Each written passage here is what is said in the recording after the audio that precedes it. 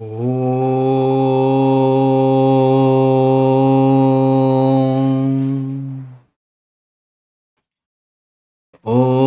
सहना भवतु सहनौ भुनक्तु सह वीर्यङ्करवावहै तेजस्विनावधीतमस्तु मा विद्विषावहै।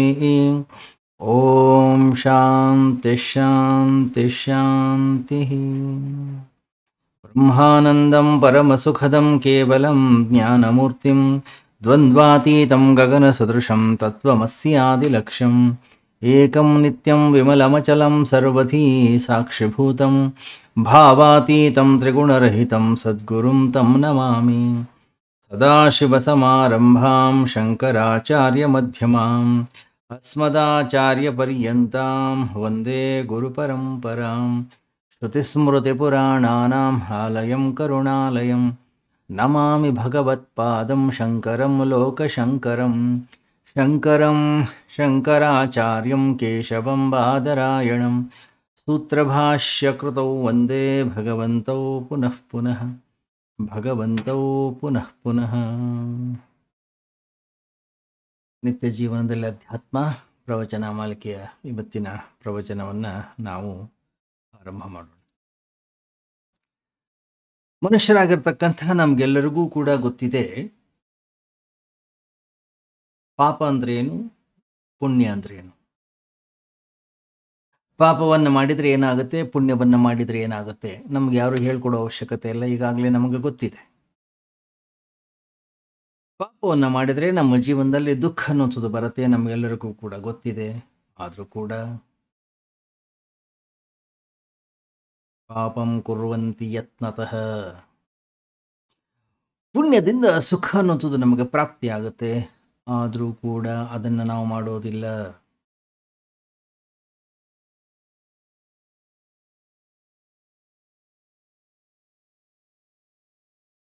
ಪಾಪ ನನಗೆ ದುಃಖವನ್ನು ತಂದು ಕೊಡುತ್ತೆ ಅನ್ನುವಂಥ ವಿಷಯ ನಮಗೆ ಗೊತ್ತಿದ್ರೂ ಕೂಡ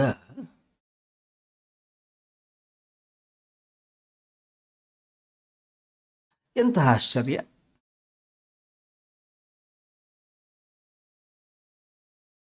ಮತ್ತು ಮತ್ತು ಪಾಪವನ್ನೇ ಮಾಡ್ತೀವಿ. ಬಹಳ ವಿಚಿತ್ರ ಇದು.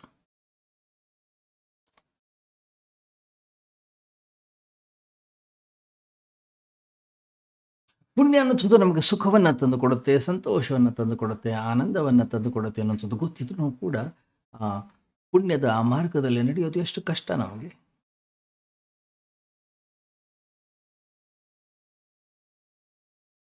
ಈ ಪಾಪ ಮತ್ತು ಪುಣ್ಯದ ಈ ದಾರಿ ಸ್ವಲ್ಪ ಕ್ಲಿಷ್ಟಕರವಾಗಿದೆಯಾ? ಹಾಗಾದ್ರೆ ಯಾಕೆ ಮನುಷ್ಯ ಭ್ರಮಿತನಾಗ್ತಾ ಇದ್ದಾನೆ? ಮನುಷ್ಯ ಯಾಕೆ ದಾರಿ ತಪ್ತಾ ಇದ್ದಾನೆ? ನಾವೆಲ್ಲ ತಪ್ತಾ ಇದ್ದೀವಿ, ಏನಕ್ಕೆ ದಾರಿ? ಮೊದಲು ತಿಳ್ಕೊಳ್ಬೇಕಾಗಿರ್ತಕ್ಕಂಥ ಒಂದು ಅಂಶ ಏನಪ್ಪಾ ಅಂತಂದ್ರೆ, ಪಾಪವನ್ನ ಪಾಪ ಅಂತ ಹೇಳಿ ತಿಳ್ಕೊಂಡು ನಾವು ಯಾರೂ ಕೂಡ ಮಾಡೋದಿಲ್ಲ.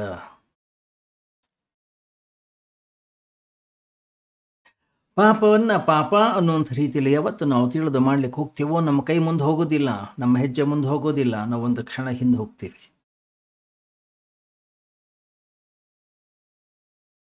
ಪಾಪವನ್ನು ಕೂಡ ಪುಣ್ಯ ಅಂತಕ್ಕಂಥ ರೀತಿಯಲ್ಲಿ ತಿಳ್ಕೊಂಡು ನಾವು ಪಾಪವನ್ನು ಮಾಡ್ತೀವಿ. ಕೆಟ್ಟ ಕೆಲಸವನ್ನೇ ನಾವು ಮಾಡಲಿ, ಇದು ಕೂಡ ಒಳ್ಳೆಯ ಕೆಲಸವೇ, ಒಳ್ಳೆಯ ಉದ್ದೇಶಕ್ಕಾಗಿ ನಾನು ಇದನ್ನು ಮಾಡ್ತಾ ಇದ್ದೀನಿ ಅಂತಕ್ಕಂಥ ಭಾವನೆ ಇಟ್ಕೊಂಡು ಮಾಡ್ತೀವಿ. ಅದರಿಂದ ಪಾಪ ಅನ್ನೋದು ನಮ್ಮಿಂದ ಘಟಿಸ್ಲಿಕ್ಕೆ ಸಾಧ್ಯವಾಗ್ತಾ ಇದೆ.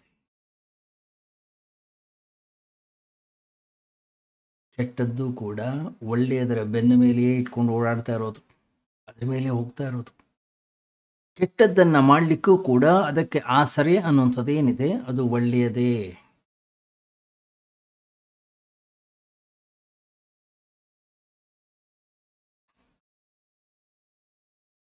ಅದರಿಂದ ಯಾರು ಏನು ತಪ್ಪು ತಿಳಿಯೋ ಅವಶ್ಯಕತೆ ಇಲ್ಲ. ಅಯ್ಯೋ ಪಾಪ ದುಃಖವನ್ನು ತಂದು ಕೊಡುತ್ತೆ, ಆದರೂ ಕೂಡ ಪಾಪವನ್ನೇ ಮಾಡ್ತಾರೆ ಜನ. ಪುಣ್ಯ ಅನ್ನೋಂಥದ್ದು ಸುಖವನ್ನು ತಂದು ಕೊಡುತ್ತೆ, ಆದರೂ ಕೂಡ ಮಾಡೋದಿಲ್ಲ.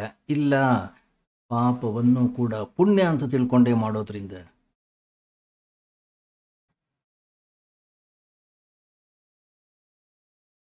ಯಾವುದನ್ನು ಕೆಟ್ಟದ್ದು ಕೆಟ್ಟದ್ದು ಅನ್ನೋಂಥ ರೀತಿಯಲ್ಲಿ ತಿಳಿತೀವೋ, ಒಳ್ಳೆಯದನ್ನು ಒಳ್ಳೆಯದು ಅನ್ನೋಂಥದ್ದನ್ನು ಸ್ಪಷ್ಟವಾಗಿ ನಾವು ಯಾವಾಗ ಅರಿತೀವೋ,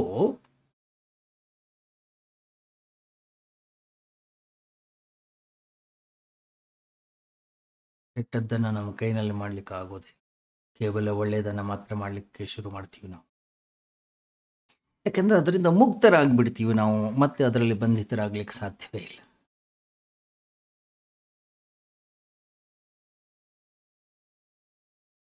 ನಾವು ನೋಡ್ತಕ್ಕಂಥ ದೃಷ್ಟಿಕೋನದಲ್ಲಿದೆ. ಪಾಪವನ್ನು ಪಾಪ ಅಂತ ಪರಿಗಣಿಸ್ತಾ ಇದೀವೋ, ಪುಣ್ಯವನ್ನು ಪಾಪ ಅಂತ ಪರಿಗಣಿಸ್ತಾ ಇದೀವೋ, ಅಥವಾ ಪಾಪವನ್ನು ಪುಣ್ಯ ಅಂತ ತಿಳ್ಕೊಂಡು ಮಾಡ್ತಾ ಇದೀವಿ.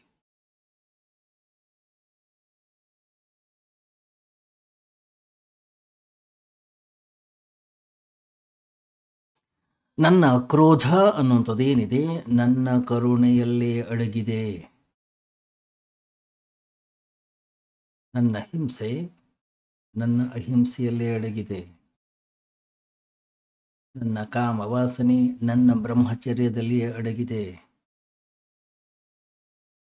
ಕಾಮ ವಾಸನೆ ಬ್ರಹ್ಮಚರ್ಯ ಒಂದು ಮುಖವಾಡವನ್ನು ಹಾಕ್ಕೊಂಡು, ಬಟ್ಟೆಯನ್ನು ಹಾಕ್ಕೊಂಡು ವ್ಯವಹಾರವನ್ನು ಮಾಡ್ತಾ ಇದೆ.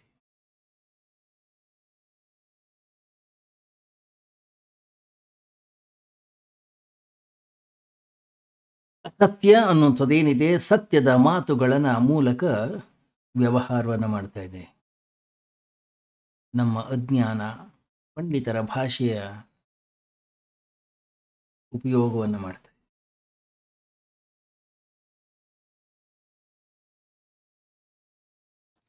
ಗಮನಿಸಿ, ದುಷ್ಟ ಶಕ್ತಿಗಳು ಈ ಜಗತ್ತಿನಲ್ಲಿ ಬದುಕಲಿಕ್ಕೆ ಸಾಧ್ಯವಿಲ್ಲ. ಅವುಗಳು ಬದುಕಬೇಕು ಅಂತಂದರೆ ದೇವಸ್ಥಾನದ ಮಂದಿರಗಳ ಆಸರೆ, ಮಂದಿರಗಳ ಒಳಗಡೆ ಇರತಕ್ಕಂಥ ಮೂರ್ತಿಗಳ ಆಸರೆಯನ್ನು ಪಡಿತಾವು.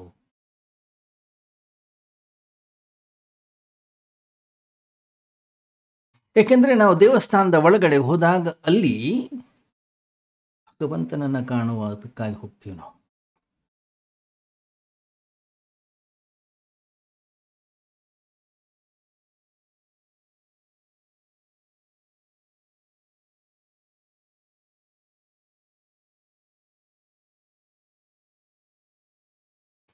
ಗಮನಿಸಿ, ಅಜ್ಞಾನ ಅನ್ನುವಂಥದ್ದು ಏನಿದೆ ಅದು ಬಚ್ಚಿಟ್ಕೊಳ್ಳಿಕ್ಕೆ ಅದಕ್ಕೆ ಅತ್ಯಂತ ಯೋಗ್ಯವಾಗಿರ್ತಕ್ಕಂತಹ ಜಾಗ ಅಂದರೆ ಅದಕ್ಕೆ ಹೆಸರು ಶಾಸ್ತ್ರ. ದುಷ್ಟ ಶಕ್ತಿಗಳು ಅಥವಾ ನಮ್ಮ ದುರ್ಗುಣಗಳು ಅವು ಅತ್ಯಂತ ಸುರಕ್ಷಿತವಾಗಿರ್ತಕ್ಕಂತಹ ಜಾಗ ಅನ್ನುವಂಥದ್ದು ಎಲ್ಲಾದರೂ ಇದ್ದರೆ ನಮ್ಮ ಮಂದಿರಗಳೇ, ನಮ್ಮ ಮಸೀದಿಗಳೇ, ನಮ್ಮ ಚರ್ಚ್ಗಳೇ, ನಮ್ಮ ಪೂಜಾ ಪ್ರಾರ್ಥನಾ ಮಂದಿರಗಳೇ.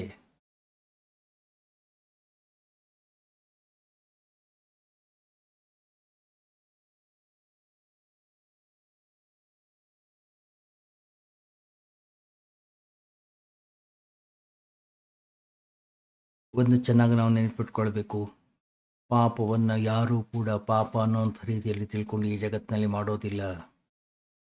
ಪಾಪವನ್ನು ಇನ್ನೇನೋ ಅಂತ ಹೇಳಿ ತಿಳ್ಕೊಂಡು ನಾವು ಮಾಡ್ತೀವಿ. ಆದ್ರಿಂದ ಪಾಪದ ನಿಜವಾದ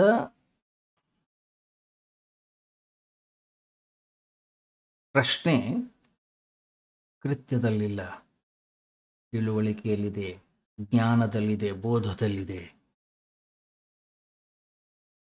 ನಾನು ತಪ್ಪಾಗಿ ತಿಳ್ಕೊಂಡಿದ್ದೀನಿ, ಆದ್ದರಿಂದ ಈ ಥರದ ಕೆಲಸಗಳನ್ನು ನಾನು ಮಾಡ್ತಾ ಇದ್ದೀನಿ. ನಾನೇನು ಮಾಡ್ತಿದ್ದೀನಿ ಅದು ಮುಖ್ಯವಲ್ಲ, ಮತ್ತು ಏನು ತಿಳ್ಕೊಂಡಿದ್ದೀನಿ ಅದಕ್ಕೆ ಸರಿಯಾಗಿ ನಾನು ಕೃತ್ಯಗಳನ್ನು, ಕರ್ಮಗಳನ್ನು ನಾನು ಮಾಡ್ತೀನಿ. ಏಕೆಂತಂದರೆ ಯಾವುದನ್ನು ಸ್ಪಷ್ಟವಾಗಿ ನಾನು ತಿಳಿತೀನಿ ಅದು ನನ್ನ ಅಂತಃಕರಣದಲ್ಲಿ ಸುದೃಢವಾಗುತ್ತದೆ.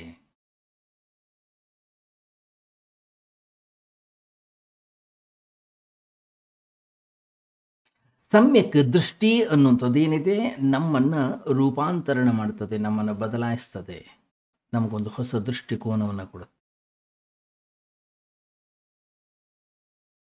ಅದರಿಂದ ಈ ಜಗತ್ತಿನಲ್ಲಿ ಪಾಪವನ್ನು ಮಾಡಬೇಡಿ ಸುಮ್ಮನೆ ವ್ಯರ್ಥವಾಗಿರ್ತಕ್ಕಂಥ ಉಪದೇಶವಾಗುತ್ತದಷ್ಟೆ.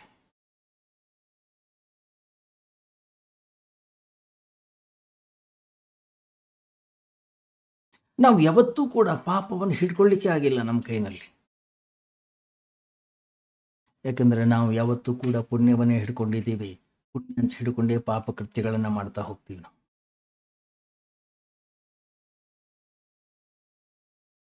ಯಾರಾದ್ರೂ ಹೇಳ್ತಾರೆ, ಈ ಕೆಟ್ಟ ಕೆಲಸಗಳನ್ನು ನೀವು ಮಾಡಬೇಡಿ. ನಮಗೆ ನಗು ಬರುತ್ತೆ, ನಾವು ಕೆಟ್ಟ ಕೆಲಸಗಳನ್ನು ಮಾಡೇ ಇಲ್ಲ. ಆದರೆ ನಾವೇನೇ ಕೆಲಸವನ್ನು ಮಾಡಲಿ ಅದು ಒಳ್ಳೆಯದಾಗಿಲ್ಲ, ಕೆಟ್ಟದ್ದೇ ಆಗಿದೆ.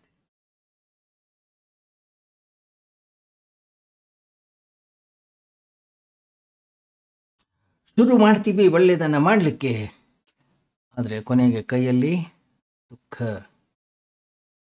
ಸಮಸ್ಯೆ, ದೌರ್ಭಾಗ್ಯ, ವಿಧಿ.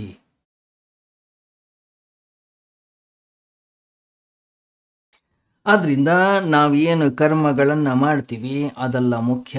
ನಮ್ಮ ಅಂತಃಕರಣದ ಒಳಗಡೆಗೆ ಯಾವ ದೃಷ್ಟಿಕೋನ ಇದೆ ಅನ್ನೋಂಥದ್ದು ಬಹಳ ಮುಖ್ಯ. ನಾವೇನು ತಿಳ್ಕೊಂಡಿದ್ದೀವಿ, ಏನನ್ನು ತಿಳ್ಕೊಂಡು ವ್ಯವಹಾರವನ್ನು ಮಾಡ್ತಾ ಇದ್ದೀವಿ ಅನ್ನೋಂಥದ್ದು ಏನಿದೆ ಅದು ಬಹಳ ಮುಖ್ಯವಾಗುತ್ತದೆ.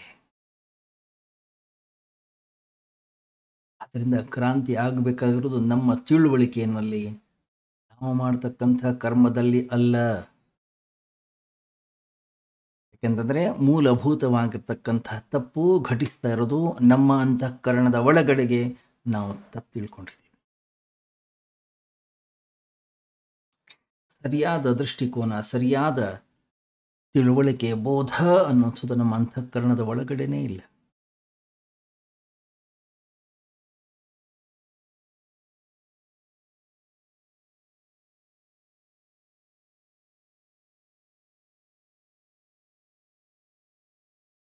ಎಷ್ಟೆಷ್ಟೋ ಜನ್ಮಗಳಿಂದ ನಾವು ತಿಳ್ಕೊಂಡು ಬಂದಿದ್ದೀವಿ. ಎಷ್ಟೆಷ್ಟೋ ಶಾಸ್ತ್ರಗಳು ಹೇಳಿವೆ, ಬಲ್ಲವರು ತಿಳಿದವರು ಅನುಭವಿಗಳು ಹೇಳ್ತಾನೆ ಇದ್ದಾರೆ. ಪಾಪಗಳನ್ನು ನಾವು ಮಾಡಬಾರ್ದು, ಪಾಪಕೃತ್ಯಗಳನ್ನು ಮಾಡೋದ್ರಿಂದ ನಮಗೆ ದುಃಖವಾಗುತ್ತೆ, ಹಿಂಸೆಯನ್ನು ನಾವು ಮಾಡಬಾರ್ದು, ಒಳ್ಳೆಯದನ್ನು ಮಾತ್ರ ಮಾಡಬೇಕು, ಸದ್ಗುಣಶಾಲಿಗಳಾಗಬೇಕು, ಮತ್ತೊಬ್ಬರಿಗೆ ತೊಂದರೆಯನ್ನು ಕೊಡಬಾರ್ದು, ಮತ್ತೊಬ್ಬರಿಗೆ ದುಃಖವನ್ನು ಕೊಡಬಾರ್ದು.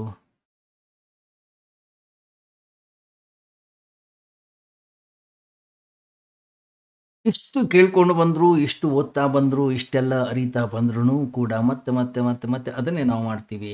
ಕೊನೆಗೆ ಫಲ ಏನಿದೆ? ಫಲ ಅನ್ನೋಂಥದ್ದು ದುಃಖವೇ.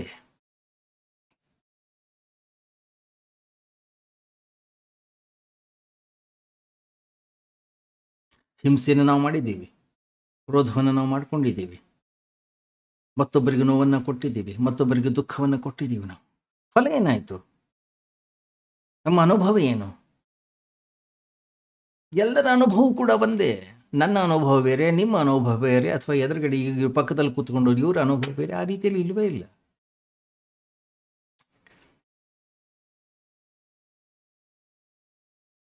ಮತ್ತೆ ಪಾಪ ನಮಗೆ ಸುಖದ ಪ್ರಲೋಭನೆಯನ್ನು ಕೊಡುತ್ತದೆ. ಯಾವತ್ತೂ ಕೂಡ ಸುಖವನ್ನು ನಮಗದು ಕೊಟ್ಟಿಲ್ಲ. ಕೇವಲ ಪ್ರಲೋಭನೆ, ಒಂದು ಮಾಯೆ, ಒಂದು ತೋರಿಕೆ, ಒಂದು ಕಲ್ಪನೆ.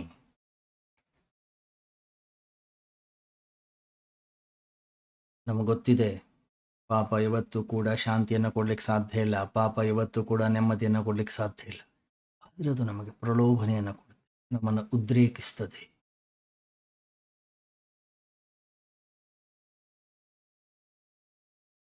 ಬೇಕಾದಷ್ಟು ಅಂತಃಕರಣದ ಒಳಗಡೆಗೆ ನಮಗೆ ಅನುಭವ ಅನ್ನೋಂಥದ್ದು ಇರಬಹುದು. ಆದರೂ ಕೂಡ ಆ ಪ್ರಲೋಭನೆ ಅನ್ನೋಂಥದ್ದು ಏನಿದೆ ನಮ್ಮ ಮೇಲೆ ಎಷ್ಟೊಂದು ಪರಿಣಾಮಕಾರಿಯಾಗಿರುತ್ತೆ ಅಂತಂದರೆ, ಎಂತಹ ಆಶ್ವಾಸನೆಯನ್ನು ಕೊಡುತ್ತೆ ಹೇಳಿ. ಅದು ಎಷ್ಟೇ ಅನುಭವಗಳು ನಮ್ಮ ಅಂತಃಕರಣದ ಒಳಗಡೆಗೆ ಘಟಿಸಿದ್ರೂ ಕೂಡ ಒಂದು ಕ್ಷಣ ನಾವು ಮರೆತು ಬಿಡ್ತೀವಿ, ಮತ್ತೆ ಪಾಪ ಕೃತ್ಯಗಳನ್ನೇ ನಾವು ಮಾಡ್ತಾ ಹೋಗ್ತೀವಿ.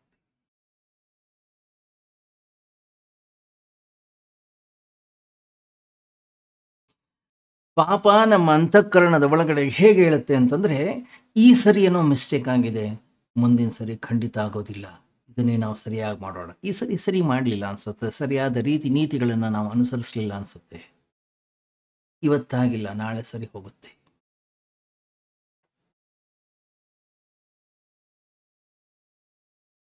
ನಾನು ಮಾಡುವಾಗ ಎಲ್ಲವನ್ನೂ ಸರಿ ಮಾಡಿದ್ದೆ, ಅವರು ಸಹಕಾರವನ್ನು ಕೊಡಲಿಲ್ಲ, ಇನ್ನೊಬ್ಬರು ಸಹಕಾರವನ್ನು ಕೊಡಲಿಲ್ಲ, ಪರಿಸ್ಥಿತಿ ಸರಿಯಾಗಿರಲಿಲ್ಲ, ವಿಧಿ ವಿಧಾನಗಳು ಏನೋ ಸ್ವಲ್ಪ ಹೆಚ್ಚು ಕಡಿಮೆ ಆಗಿರಬೇಕು, ಸರಿ ಮಾಡಿದರೆ ಖಂಡಿತ ಆಗೇ ಆಗುತ್ತೆ. ಈ ರೀತಿಯಲ್ಲಿ ಪಾಪದ ಶೃಂಖಲೆಗಳು ಬೆಳೀತಾ ಹೋಗ್ತವೆ, ಒಂದಾದ್ಮೇಲೊಂದು, ಒಂದಾದ್ಮೇಲೊಂದು, ಒಂದಾದ್ಮೇಲೊಂದು.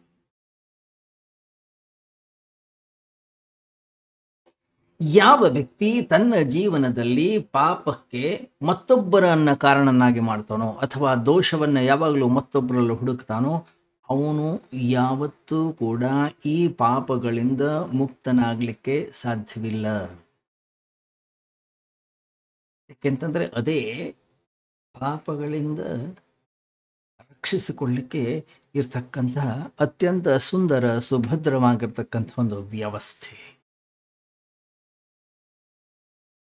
ಪಾಪ ಏನು ಹೇಳುತ್ತೆ, ಅಲ್ಲಿ ನೋಡು ಅವರು ಮಾಡಿದ್ದು, ಇವರಿಂದ ಹೀಗಾಗಿ, ಇವಳನ್ನು ನಾನು ಮದುವೆ ಆಗಿಲ್ಲದೆ ಇದ್ದಿದ್ದಿದ್ರೆ, ಇಂಥ ಮನೆಯಲ್ಲಿ ನಾನು ಹುಟ್ಟದೆ ಇದ್ದಿದ್ದಿದ್ರೆ, ಇದು ಒಂದು ನನ್ನ ಜೀವನದಲ್ಲಿ ಆಗಿದ್ದಿದ್ರೆ, ಅದು ಒಂದು ನನಗೆ ಪ್ರಾಪ್ತಿ ಆಗಿದ್ದಿದ್ರೆ, ಇದೊಂದು ಅಡಚಣೆ ಅನ್ನೋದು ನನಗೆ ಬಾರದೇ ಇದ್ದಿದ್ದಿದ್ರೆ, ಇಷ್ಟು ಹಣವನ್ನು ನನಗೆ ಆ ಸಮಯದಲ್ಲಿ ಸಿಕ್ಕಿ ಬಿದ್ದಿದ್ದಿದ್ರೆ, ಅಥವಾ ಈ ಮಂತ್ರಿ ನನಗೊಂದು ಸ್ವಲ್ಪ ಕೈ ಹಿಡಿದಿದ್ದಿದ್ರೆ, ಇನ್ನೊಂದಿಷ್ಟು ಜನ ಏನು ಅಣ್ಣ ತಮ್ಮಂದ್ರಿದ್ದಾರೆ ಅವರೆಲ್ಲ ನನ್ನನ್ನು ಸ್ವಲ್ಪ ಎತ್ತಿ ಹಿಡಿದಿದ್ದಿದ್ರೆ, ನನ್ನ ಜೊತೆಗಿದ್ದಿದ್ದಿದ್ರೆ ಈ ಥರ ಆಗ್ತದೆ. ಎಲ್ಲಿ ತನಕ ಈ ಥರದ ಭಾವನೆಗಳು ನನ್ನ ಅಂತಃಕರಣದ ಒಳಗಡೆ ಇರ್ತವೋ ಅಲ್ಲಿ ತನಕ ನಾನು ಪಾಪ ಮುಕ್ತನಾಗಲಿಕ್ಕೆ ಸಾಧ್ಯವಿಲ್ಲ.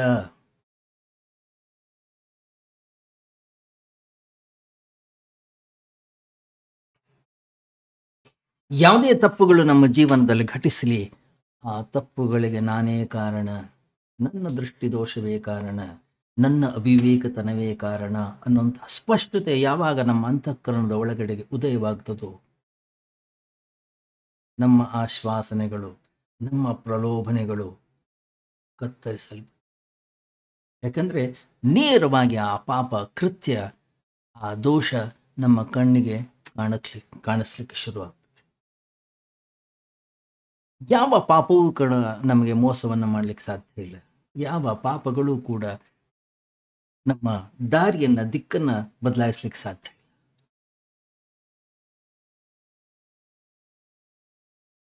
ಪಾಪದ ಫಲ ದುಃಖ ಅನ್ನುವಂಥದ್ದು ನಮಗೆ ಗೊತ್ತಿದೆ. ಆದರೆ ಪಾಪ ಯಾವಾಗಲೂ ಕೂಡ ನಮಗೆ ಪ್ರಲೋಭನೆಯನ್ನು ತೋರಿಸ್ತದೆ, ನಮಗೊಂದು ಮಾಯವನ್ನು ಮಾಡುತ್ತೆ, ಒಂದು ಮೃಗ ಮರೀಚಿಕೆಯ ಹಾಗೆ ಏನೋ ತೋರಿಸ್ತದೆ, ಮೋಸವನ್ನು ಮಾಡುತ್ತದೆ. ಗಮನಿಸಿ, ನಾವು ದೂರದಿಂದ ನೋಡುವಾಗ ಎಲ್ಲವೂ ಅತ್ಯಂತ ಸುಂದರವಾಗಿ ಕಾಣ್ತದೆ. ದೂರದ ಬೆಟ್ಟ ಕಣ್ಣಿಗೆ ನುಣ್ಣಗೆ, ನಾವು ಹೇಳೋದಿಲ್ವಾ ಗಾದೆ ಮಾತನ್ನು, ದೂರದಿಂದ ನೋಡುವಾಗ ಎಲ್ಲವೂ ಸುಂದರವಾಗಿರುತ್ತೆ. ಯಾವಾಗ ಹತ್ತಿರ ಬರ್ತೀವಿ ಆವಾಗಲೇ ಗೊತ್ತಾಗುತ್ತೆ ಕಾಮನ ಬಿಲ್ಲು ನೋಡ್ಲಿಕ್ಕೆ ಬಹಳ ಸುಂದರ. ಯಾವಾಗ ಅದರ ಹತ್ತಿರ ಹೋಗ್ತೀವಿ ಆವಾಗಲಷ್ಟೇ ನಮಗೆ ಗೊತ್ತಾಗುತ್ತೆ ಇದರ ಸಮಸ್ಯೆ ಏನು, ಯಾಕೆ ಹೀಗಾಯಿತು.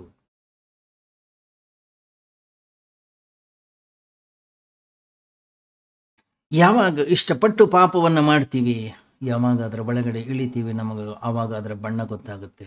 ಇಲ್ಲ, ಇದು ದುಃಖ, ಇದು ಅಜ್ಞಾನ, ಇದು ಸುಮ್ಮನೆ ಸುಳ್ಳು ಒಂದು ಪ್ರಲೋಭನೆಯನ್ನು ನಮಗೆ ಕೊಟ್ಟಿದೆ, ಇದು ಸತ್ಯ ಅಲ್ಲವೇ ಅಲ್ಲ. ದೂರದಿಂದ ನೋಡುವಾಗ ಮಾತ್ರ ಇದು ಸತ್ಯವಾಗಿತ್ತು, ದೂರದಿಂದ ನೋಡುವಾಗ ಇದು ಮಾತ್ರ ಖುಷಿ ಕೊಡ್ತಾ ಇತ್ತು, ಹತ್ರ ಬಂದಾಗ ನಮ್ಗೆ ಗೊತ್ತಾಗ್ತಾ ಇದೆ ಇದು ಸತ್ಯ ಅಲ್ಲ.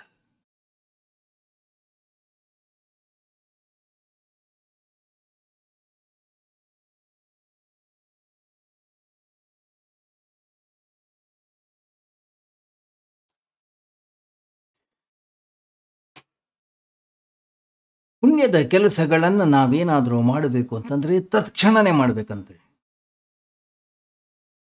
ಪಾಪ ಕೃತ್ಯಗಳನ್ನು ನಾವೇನಾದರೂ ಮಾಡೋದಾದ್ರೆ ಅದನ್ನು ಸ್ವಲ್ಪ ನಿಧಾನವಾಗಿ, ಸಾವಕಾಶವಾಗಿ ಮಾಡಬೇಕಂತ.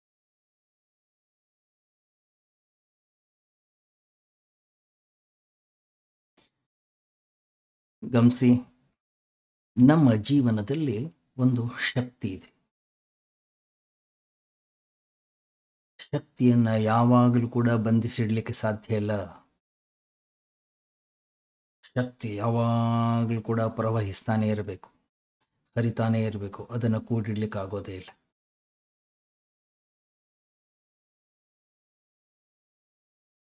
ಅದಕ್ಕೆ ಸರಿಯಾದ ಮಾರ್ಗವನ್ನು ನಾನು ತೋರಿಸ್ಲಿಲ್ಲ, ಅದು ಎಲ್ಲಂದ್ರಲ್ಲೇ ಹರಿಲಿಕ್ಕೆ ಶುರು ಆಗುತ್ತೆ.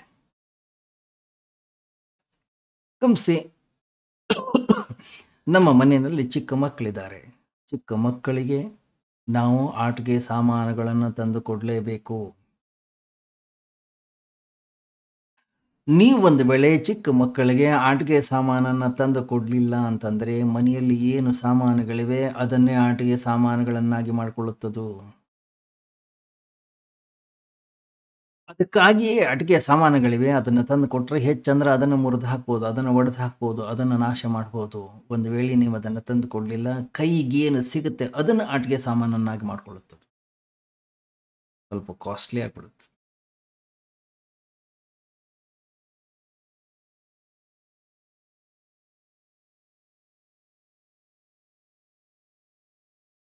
ಏಕೆಂದರೆ ಮಗುವಿನ ಶರೀರದ ಒಳಗಡೆ ಒಂದು ಶಕ್ತಿ ಇದೆ. ಆ ಶಕ್ತಿ ಪ್ರವಹಿಸಲೇಬೇಕು. ಆ ಶಕ್ತಿ ಹೊರಗೆ ಹೋಗ್ಲಿಕ್ಕೆ ನಾವು ಅವಕಾಶವನ್ನು ಮಾಡಿಕೊಡ್ಲೇಬೇಕು. ಒಂದು ವೇಳೆ ಆ ಶಕ್ತಿಯನ್ನು ಹೊರಗಡೆ ಹೋಗ್ಲಿಕ್ಕೆ ಅವಕಾಶವನ್ನು ಮಾಡಿ ಕೊಡಲಿಲ್ಲ ಹಾಗಾದರೆ ಅದಕ್ಕೆ ಬೇಸರವಾಗುತ್ತೆ.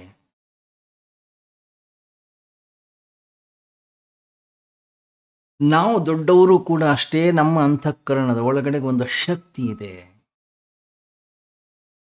ಅದನ್ನು ಸರಿಯಾದ ರೀತಿಯಲ್ಲಿ ಉಪಯೋಗಿಸ್ಲಿಕ್ಕೆ ನಾವು ಅದನ್ನು ಮೊದಲು ಕಲಿಬೇಕು. ಅದನ್ನು ನಾವು ಕಲೀಲಿಲ್ಲ ಹಾಗಾದರೆ ಏನಂದ್ರೆ ಅದನ್ನೇ ಮಾಡಿಬಿಡ್ತೀವಿ.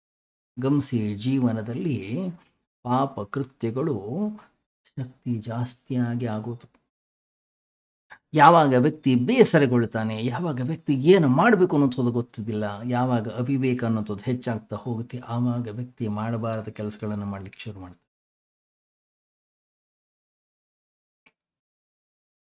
ಯಾವಾಗ ನಮ್ಮ ಅಂತಃಕರಣದ ಒಳಗಡೆ ಶಕ್ತಿ ಇದೆ ಅದನ್ನು ಹಂಚೋಣ.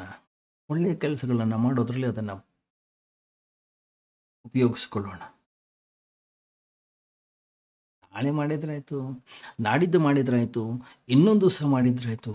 ದಯವಿಟ್ಟು ಪೋಸ್ಟ್ಪೋನ್ ಮಾಡೋದು ಬೇಡ.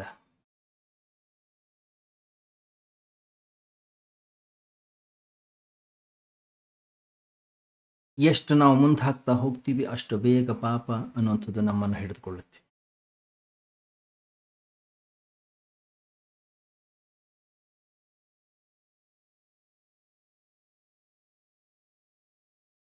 ಗಮನಿಸಿ, ನೀವು ನಮ್ಮ ಜೀವನದಲ್ಲಿ ನಾವು ವಿಚಾರವನ್ನು ಮಾಡಿದರೆ ನಮ್ಗೆ ಗೊತ್ತಾಗುತ್ತೆ, ನಮ್ಮ ದೌರ್ಬಲ್ಯದಿಂದ ಪಾಪಗಳು ಘಟಿಸೋದಿಲ್ಲ. ನಮ್ಮ ಹತ್ರ ಶಕ್ತಿ ಜಾಸ್ತಿ ಇದೆ, ಅದರಿಂದ ಪಾಪ ಕೃತ್ಯಗಳು ಘಟಿಸ್ತವೆ. ಯಾವ ವ್ಯಕ್ತಿ ಹುಷಾರಿಲ್ಲ, ಯಾವ ವ್ಯಕ್ತಿ ಹಾಸ್ಪಿಟಲಲ್ಲಿ ಅಡ್ಮಿಟ್ ಆಗಿದ್ದಾನೆ, ಅವನಿಂದ ಏನಾದರೂ ಪಾಪ ಕೃತ್ಯಗಳು ಘಟಿಸ್ಲಿಕ್ಕೆ ಸಾಧ್ಯ ಇದೆಯಾ? ವಿಚಾರ ಮಾಡಿ. ಆಸ್ಪತ್ರೆಯಲ್ಲಿ ಯಾರ್ಯಾರು ಹುಷಾರಿಲ್ಲದೆ ಮಲ್ಕೊಂಡಿದ್ದಾರೆ ಎಲ್ಲರೂ ಕೂಡ ಮಹಾತ್ಮರುಗಳೇ. ಅವರ ಮುಖ ಹೋಗಿ ನೋಡಿ, ಎಂಥ ಪ್ರಶಾಂತತೆ, ಸಾತ್ವಿಕತೆ ಎದ್ದು ಕಾಣಿಸ್ತಾ ಇದೆ. ಯಾಕೆ? ಅವ್ರ ಹತ್ರ ಶಕ್ತಿ ಇಲ್ಲ.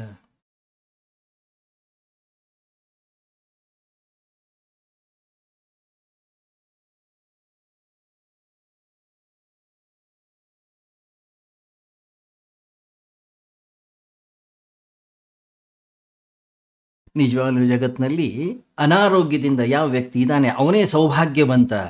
ಯಾವ ವ್ಯಕ್ತಿ ಆರೋಗ್ಯವಾಗಿದ್ದಾನೆ ಅದೇ ಅವನ ದೌರ್ಭಾಗ್ಯ. ಯಾಕೆ? ಯಾವ ವ್ಯಕ್ತಿ ಆರೋಗ್ಯವಂತನಾಗಿದ್ದಾನೆ ಜಗತ್ತನ್ನು ನಾಶ ಮಾಡ್ತಾನೆ, ಅವನು ಜಗತ್ತನ್ನು ಹಾಳು ಮಾಡ್ತಾನೆ, ಅವನಿಂದ ಉಪದ್ರವ ಅನ್ನೋದು ಹೆಚ್ಚಾಗ್ತಾ ಹೋಗುತ್ತೆ. ಯಾವ ವ್ಯಕ್ತಿ ಆಲಸಿಗಳಾಗಿದ್ದಾರೆ, ಯಾವ ವ್ಯಕ್ತಿ ಸೋಮಾರಿಗಳಾಗಿದ್ದಾರೆ, ಯಾವ ವ್ಯಕ್ತಿ ನಿಶಕ್ತರಾಗಿದ್ದಾರೆ, ಅವರಿಂದ ಈ ಜಗತ್ತಿನಲ್ಲಿ ಹೆಚ್ಚಿನ ಪಾಪ ಕೃತ್ಯಗಳು ಘಟಿಸಿಲ್ಲ, ಅವರಿಂದ ಜಾಸ್ತಿ ಕೆಟ್ಟದ್ದೇನಾಗಿಲ್ಲ ಈ ಜಗತ್ತಿಗೆ.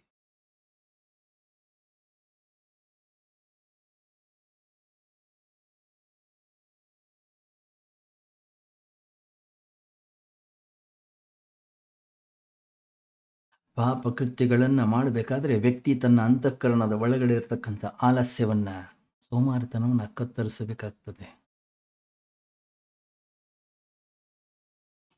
ಯಾವ ವ್ಯಕ್ತಿ ಸಕ್ರಿಯನಾಗಿದ್ದಾನೋ, ಯಾವ ವ್ಯಕ್ತಿ ಕರ್ಮಿಯಾಗಿದ್ದಾನೋ ಅಂಥವನಿಂದ ಪಾಪಕೃತ್ಯಗಳು ಘಟಿಸಲಿಕ್ಕೆ ಸಾಧ್ಯ. ಯಾಕೆ? ಯಾಕೆಂದರೆ ಅವನ ಹತ್ರ ಶಕ್ತಿ ಇದೆ, ಸಾಮರ್ಥ್ಯವಿದೆ. ಗಮನಿಸಿ, ನೀವು ಈ ಜಗತ್ತಿನಲ್ಲಿ ಒಂದು ಹೂ ಅರಳಬೇಕಾದ್ರೂ ಕೂಡ ಶಕ್ತಿ ಬೇಕು, ಈ ಜಗತ್ತಿನಲ್ಲಿ ಒಂದು ಹಣ್ಣಾಗಬೇಕಾದ್ರೂ ಕೂಡ ಒಂದು ಶಕ್ತಿ ಬೇಕು, ಈ ಜಗತ್ತಿನಲ್ಲಿ ಏನೇ ಒಂದು ಬೆಳಿಬೇಕಾದ್ರೂ ಕೂಡ ಶಕ್ತಿ ಬೇಕು. ಆ ಶಕ್ತಿ ಹೂವಾಗ್ತದೋ ಆ ಶಕ್ತಿ ಮುಳ್ಳಾಗ್ತದೋ ಗೊತ್ತಿಲ್ಲ. ಆದರೆ ಶಕ್ತಿಯನ್ನು ಅಂತಃಕರಣದ ಒಳಗಡೆ ಸಂಗ್ರಹ ಮಾಡಿಟ್ಕೊಳ್ಳಿಕ್ಕೆ ಬರೋದಿಲ್ಲ. ಏಕೆಂದರೆ ಪ್ರತಿ ಕ್ಷಣವೂ ಕೂಡ ಶಕ್ತಿಯ ಉತ್ಪತ್ತಿ ಉತ್ಪಾದನೆ ಅನ್ನೋದು ಈ ಶರೀರದಲ್ಲಿ ಘಟಿಸ್ತಾನೆ ಇದೆ. ಯಾಕೆಂದರೆ ಇದು ಪ್ರಕೃತಿಯ ಒಂದು ಅಂಗ. ನಾನಾ ರೀತಿಯಲ್ಲಿ ನಾನಾ ರೂಪಗಳಲ್ಲಿ ಶಕ್ತಿಯ ಉತ್ಪತ್ತಿ ನಮ್ಮ ಜೀವನದಲ್ಲಿ ಘಟಿಸ್ತಾ ಇದೆ. ನಾವು ಮಾಡ್ತಕ್ಕಂಥ ಊಟ ನಮಗೆ ಶಕ್ತಿಯನ್ನು ಕೊಡುತ್ತೆ. ನಾವು ತೆಗೆದುಕೊಳ್ತಕ್ಕಂಥ ಉಸಿರಾಟ ನಮಗೆ ಶಕ್ತಿ ಕೊಡುತ್ತೆ. ನಾವು ಕುಡಿತಕ್ಕಂಥ ನೀರು ನಮಗೆ ಶಕ್ತಿಯನ್ನು ಕೊಡುತ್ತೆ. ಹೊರಗಡೆ ಇರ್ತಕ್ಕಂಥ ಸೂರ್ಯ ನಮಗೆ ಶಕ್ತಿಯನ್ನು ಕೊಡ್ತಾನೆ. ನಾವು ಉಸಿರಾಡ್ತಕ್ಕಂತಹ ಗಾಳಿ ನಮಗೆ ಶಕ್ತಿಯನ್ನು ತಂದು ಕೊಡುತ್ತೆ. ಜೀವನದ ಕ್ಷಣ ಕ್ಷಣದಲ್ಲಿಯೂ ಕೂಡ ನಮಗೆ ಶಕ್ತಿ ಪ್ರಾಪ್ತಿ ಆಗ್ತಾನೆ ಇದೆ. ಆ ಏನು ಶಕ್ತಿ ಅನ್ನೋದು ನಮಗೆ ಪ್ರಾಪ್ತಿಯಾಗಿದೆ, ನಮಗೆ ಸಿಗ್ತಾ ಇದೆ, ನಾವೇನು ಮಾಡ್ತಾ ಇದ್ದೀವಿ ಅದರಿಂದ? ಆ ಶಕ್ತಿಯ ಸದುಪಯೋಗ ಆಗಲಿಲ್ಲ. ಆ ಶಕ್ತಿಯಿಂದ ಒಂದು ಪುಷ್ಪದ ಒಂದು ಹೂ ಅರಳಲಿಲ್ಲ.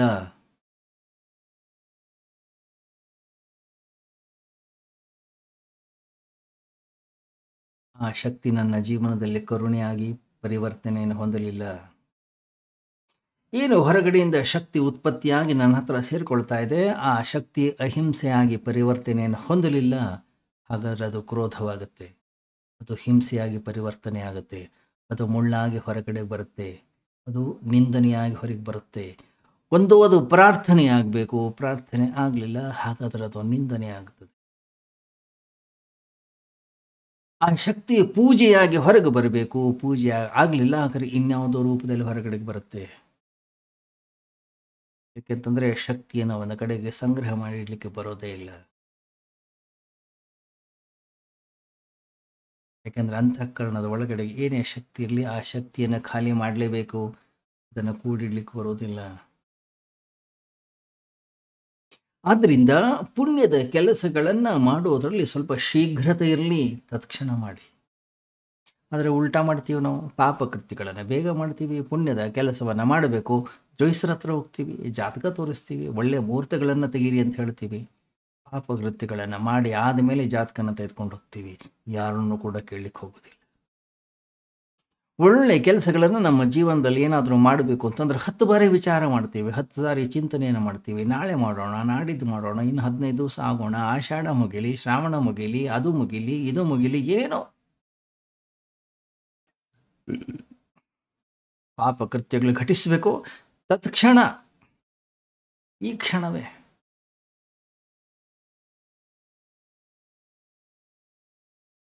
ಗಮನಿಸಿ, ನೀವು ಯಾರಿಗಾದರೂ ನಾವು ಬೈಬೇಕು ಅಂತಂದ್ರೆ ಯಾರು ಚತ್ಕೋಗಿ ತೋರಿಸಿದೀವ? ಇವತ್ತು ಸಿಟ್ಟು ಬಂದಿದೆ, ಹಾಗಾದ್ರೆ ಒಂದು ದಿವಸ ವೆಯ್ಟ್ ಮಾಡೋಣ, ನಾಳೆ ಬೈತೀನಿ ನಾನು. ಇಲ್ಲ, ತತ್ಕ್ಷಣ ಹಾಗೆ ಹೋಯ್ತು, ಯಾರನ್ನು ಕೇಳೋದಿಲ್ಲ. ಏನು ಮಾಡಬೇಕು ಅನ್ನಿಸ್ತು ಆ ಕ್ಷಣ ಮಾಡಿ ಆಯಿತು, ಆ ಕ್ಷಣ ಘಟಿಸಿ ಆಯ್ತಷ್ಟೇ.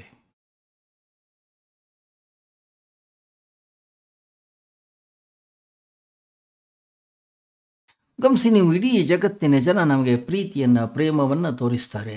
ನಾವು ಇನ್ನೊಬ್ಬರ ಮೇಲೆ ಪ್ರೀತಿಯನ್ನು ತೋರಿಸಿದೀವ? ಇಲ್ಲ. 10 ಬಾರಿ ವಿಚಾರ ಮಾಡ್ತೀವಿ, ಯಾಕೆ? ಅವ್ರ ಮೇಲೆ ಅನುಮಾನ ಪಡ್ತೀವಿ, ಸಂಶಯನ ಪಡ್ತೀವಿ.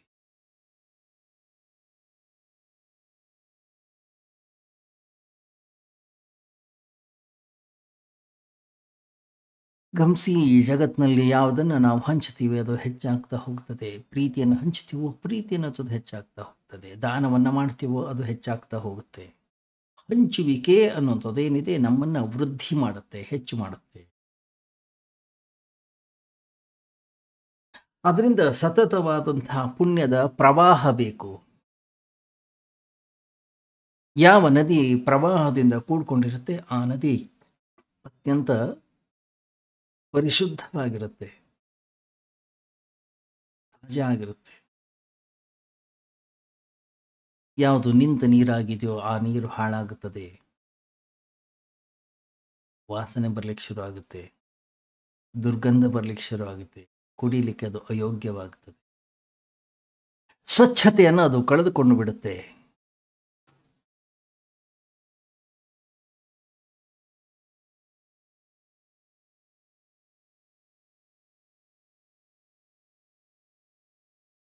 ಅದರಿಂದ ನಮ್ಮ ಅಂತಃಕರಣದ ಒಳಗಡೆಯ ಶಕ್ತಿ ಏನಿದೆ ಒಂದು ಸಂಗೀತವಾಗಿ ಹೊರಗಡೆಗೆ ಬರಬೇಕು, ಸುವಾಸನೆಯಾಗಿ ಹೊರಗಡೆ ಬರಬೇಕದು. ಆವಾಗ ಮಾತ್ರ ಅದು ನಮ್ಮನ್ನು ಮುಕ್ತಗೊಳಿಸ್ತದೆ. ಆವಾಗ ಮಾತ್ರ ನಮ್ಮನ್ನು ಅಧ್ಯಾತ್ಮದ ತುದಿಗೆ ಕರ್ಕೊಂಡು ಹೋಗುವ ಶಕ್ತಿ ಸಾಮರ್ಥ್ಯವನ್ನು ಹೊಂದುತ್ತದೆ.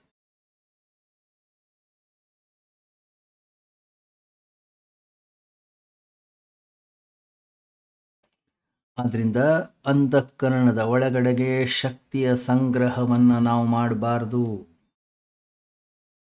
ಸ್ವಾಮೀಜಿ ಎಲ್ಲ ಇವತ್ತೇ ಮಾಡಿಬಿಟ್ರೆ ನಾಳೆ ಅರೆ ಇವತ್ತು ಬರುತ್ತೆ ಅಂತ ಗೊತ್ತಿತ್ತ ನಮಗೆ? ಇಲ್ಲ, ಬಂದಿದೆ ಅಲ್ವಾ, ನಾಳೆ ಬರುತ್ತೆ, ನಾಡಿದ್ದು ಕೂಡ ಸಿಗುತ್ತೆ, ಯಾರಿಲ್ಲ ಅಂದ್ರೆ.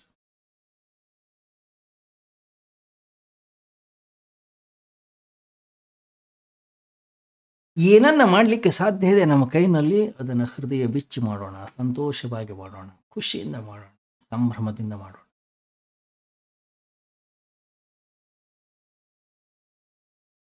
ಅವಕಾಶಗಳು ಈ ಜಗತ್ತಿನಲ್ಲಿ ಬೇಕಾದಷ್ಟು ಒದಗಿ ಬರ್ತವೆ ನಮಗೆ.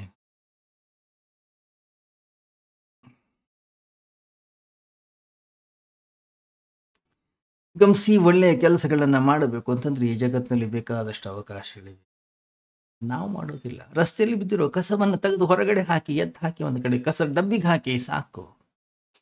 ಯಾರೋ ವ್ಯಕ್ತಿ ದುಃಖದಲ್ಲಿದ್ದಾನೆ, ಯಾವ ವ್ಯಕ್ತಿ ಅಳ್ತಾ ಇದ್ದಾನೆ, ಯಾವ ವ್ಯಕ್ತಿಗೆ ಏನೋ ಒಂದು ಸಹಾಯದ ಅವಶ್ಯಕತೆ ಇದೆ, ನಮ್ಮ ಕೈನಲ್ಲಿ ಏನು ಒಳ್ಳೆಯ ಕೆಲಸವನ್ನು ಮಾಡಲಿಕ್ಕೆ ಸಾಧ್ಯ ಇದೆ, ಎಷ್ಟು ಸಹಾಯವನ್ನು ಮಾಡಲಿಕ್ಕೆ ಸಾಧ್ಯ ಇದೆ, ಅಷ್ಟೇ ಒಳ್ಳೆಯ ಕೆಲಸವನ್ನು ನಾವು ಮಾಡೋಣ. ಏನಿದೆ, ತಪ್ಪೇನಿದೆ ಅದರಲ್ಲಿ?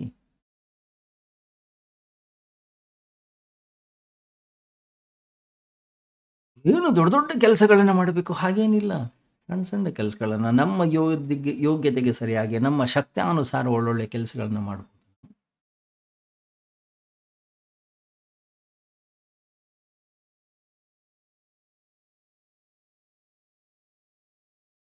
ನಾವು ಮಾಡುವ ಕರ್ಮ, ನಾವು ಮಾಡ್ತಕ್ಕಂತಹ ಕೆಲಸ ಮತ್ತೊಬ್ಬರಿಗೆ ಸುಖವನ್ನು ಉಂಟು ಮಾಡ್ತಾ ಇದೆಯೋ, ಮತ್ತೊಬ್ಬರಿಗೆ ಶ್ರೇಯಸ್ಸನ್ನು ಉಂಟು ಮಾಡ್ತಾ ಇದೆಯೋ, ಅದಕ್ಕೆ ಹೆಸರು ಪುಣ್ಯ ಕರ್ಮ.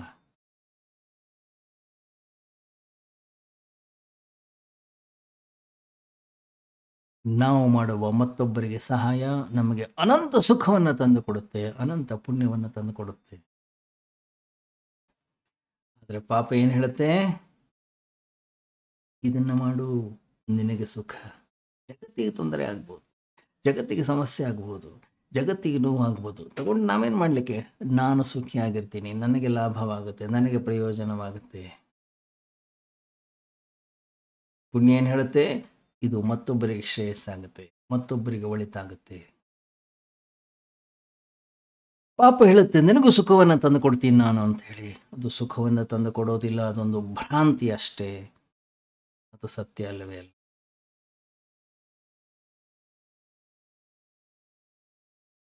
ಈ ಜಗತ್ತಿಗೆ ನಾವು ಏನು ಹಂಚ್ತೀವಿ ಅದೇ ನಮಗೂ ವಾಪಸ್ ಬರುತ್ತೆ. ಹೇಗೆ? ಅನಂತವಾಗಿ.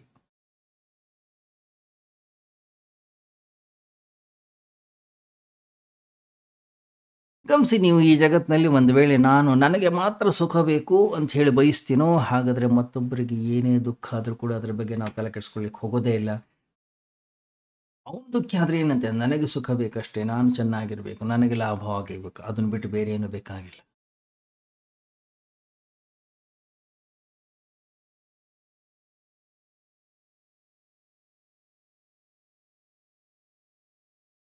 ಅದರಿಂದ ಒಳ್ಳೆಯ ಕೆಲಸಗಳನ್ನು ಮಾಡಲಿಕ್ಕೆ ಜಾಸ್ತಿ ಸಮಯವನ್ನು ವ್ಯರ್ಥ ಮಾಡೋ ಅವಶ್ಯಕತೆ ಇಲ್ಲ. ಆದಷ್ಟು ಬೇಗ,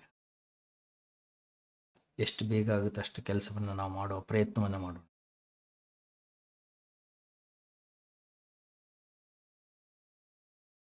ಯಾಕೆಂದರೆ ಒಳ್ಳೆಯ ಕೆಲಸವನ್ನು ಮಾಡಲಿಕ್ಕೆ ಸ್ವಲ್ಪ ಏನಾದರೂ ಸಮಯವನ್ನು ಹೆಚ್ಚು ತೆಗೆದುಕೊಂಡೆವು, ಗೊತ್ತಿಲ್ಲ ಯಾವಾಗ ಆ ಪಾಪ ಅನ್ನೋದು ಒಳಗಡೆ ಉದಯವಾಗ್ತದೆ, ಯಾವಾಗ ಆ ಕೆಲಸವನ್ನು ಇನ್ನೇನು ಮಾಡಿಬಿಡ್ತೀವೋ ಗೊತ್ತಿಲ್ಲ.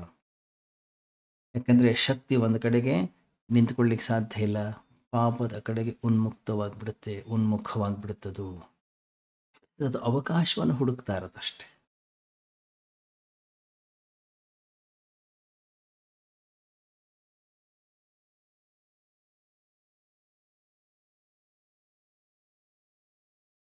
ಗಮನಿಸಿ, ನೀವು ಈ ಜಗತ್ತಿನಲ್ಲಿ ಯಾವಾಗ ನಾವು ಹಂಚಲಿಕ್ಕೆ ಶುರು ಮಾಡ್ತೀವಿ, ಯಾವಾಗ ನಾವು ಮತ್ತೊಬ್ಬರ ಶ್ರೇಯಸ್ಸಿಗೆ ಕೆಲಸವನ್ನು ಮಾಡ್ತೀವಿ, ಮತ್ತೊಬ್ಬರ ಒಳಿತಿಗಾಗಿ ಕೆಲಸವನ್ನು ಮಾಡ್ತೀವಿ, ಎಂಥ ಆಶ್ಚರ್ಯ ಗೊತ್ತಾ?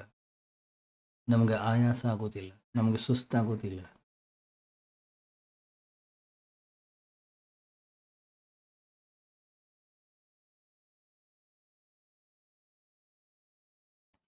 ಯಾವ ವ್ಯಕ್ತಿಗೆ ದೋಚಬೇಕು, ಯಾವ ವ್ಯಕ್ತಿ ತಾನು ಸಂತೋಷವಾಗಿರಬೇಕು, ಯಾವ ವ್ಯಕ್ತಿ ತಾನು ಸುಖದಿಂದಿರಬೇಕು, ಯಾವ ವ್ಯಕ್ತಿಗೆ ತನ್ನ ಸುಖವೇ ಅವನಿಗೆ ಮುಖ್ಯವಾಗುತ್ತೋ, ಈ ದರಿದ್ರನಾಗ್ತಾನೆ.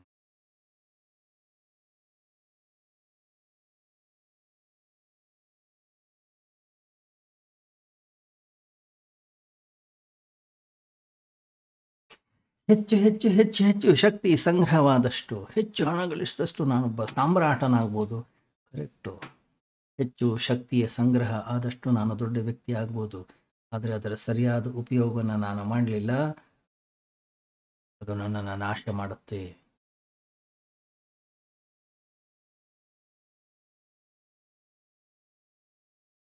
ಶಕ್ತಿ ಸ್ವಲ್ಪ ಹೊತ್ತೇ ನನ್ನ ಅಂತಃಕರಣದಲ್ಲಿ ಸಂಗ್ರಹವಾದರೂ ಕೂಡ ಅದು ವಿಷಾಕ್ತವಾಗುತ್ತೆ. ಗಮನಿಸಿ, ನೀವು ಈ ಜಗತ್ತಲ್ಲಿ ಯಾವುದೇ ಅತಿಯಾಗಲಿ ಅದು ವಿಷಾಕ್ತವಾಗ್ಬಿಡುತ್ತೆ.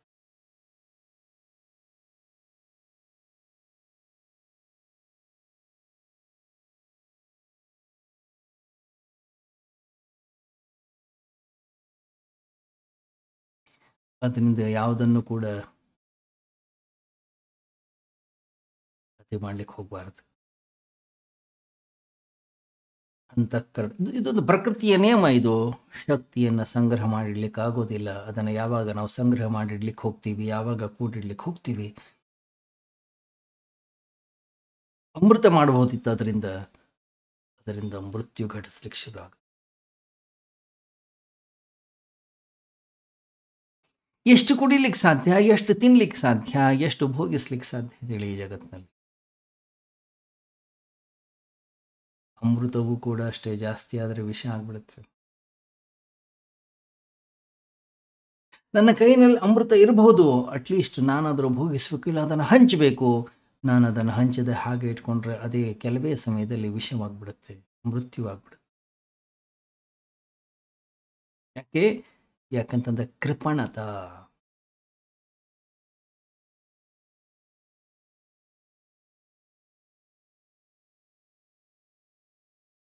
ಏನು ಮಾಡೋದು? ಹಂಚುವಿಕೆ, ಇನ್ನೊಬ್ಬರಿಗೆ ಕೊಡುವಂಥದ್ದು, ಮತ್ತೊಬ್ಬರಿಗೆ ಒಳಿತನ ಮಾಡುವಂಥದ್ದು ಬರೋದೇ ಇಲ್ಲ. ಜೀವನವನ್ನು ಮಾಡ್ತಾ ಇದ್ದೀವಿ, ನಾವು ಹಂಚುವಿಕೆ ನಮ್ಮ ಹತ್ರ ಇಲ್ಲ. ನಮ್ಮ ಜೀವನ ಹೇಗಿದೆ? ಸಾಯ್ತಾ ಇದ್ದೀವಿ ಅಷ್ಟೇ. ನಾವು ಒಂದು ದಿವಸ ಸಾಯೋದನ್ನು, ಸಾಯುವ ಆ ಮಧ್ಯದ ಸಮಯವನ್ನು ನಾವು ಜೀವನ ಅಂತ ನಾವು ತಿಳ್ಕೊಂಡಿದ್ದೀವಿ.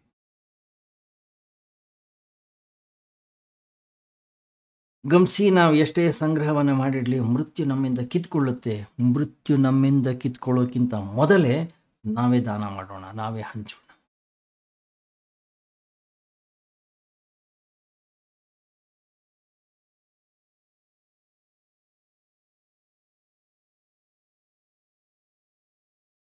ಮೃತ್ಯು ಬಂದು ನಮ್ಮಿಂದ ಕಿತ್ಕೊಳ್ಳೋಕ್ಕಿಂತ ಮೊದಲೇ ನಾವೇ ಅದನ್ನು ಹಂಚಿಬಿಡೋಣ. ಯಾವ ವ್ಯಕ್ತಿ ಈ ಜಗತ್ತಿನಲ್ಲಿ ಹಂಚುತ್ತಾನೆ, ಯಾವ ವ್ಯಕ್ತಿ ಈ ಜಗತ್ತಿನಲ್ಲಿ ದಾನವನ್ನು ಮಾಡ್ತಾನೆ, ಯಾವ ವ್ಯಕ್ತಿ ಈ ಜಗತ್ತಿಗೆ ಕೊಡುಗೈ ದಾನಿಯಾಗಿದ್ದಾನೆ, ಅವನು ಸಾಯೋದೇ ಇಲ್ಲ.